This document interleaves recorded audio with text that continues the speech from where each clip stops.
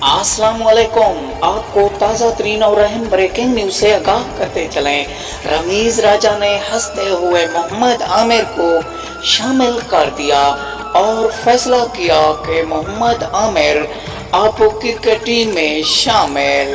जी हाँ नाजरीन, इंडिया से हम इसलिए हारे, एक तो शाहीन अफरीदी नहीं थे और दूसरा मोहम्मद आमिर।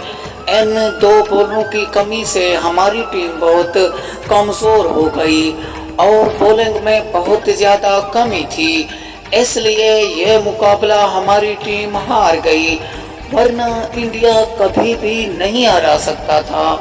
अहम और ताज़ा तरीन ब्रेकिंग न्यूज़।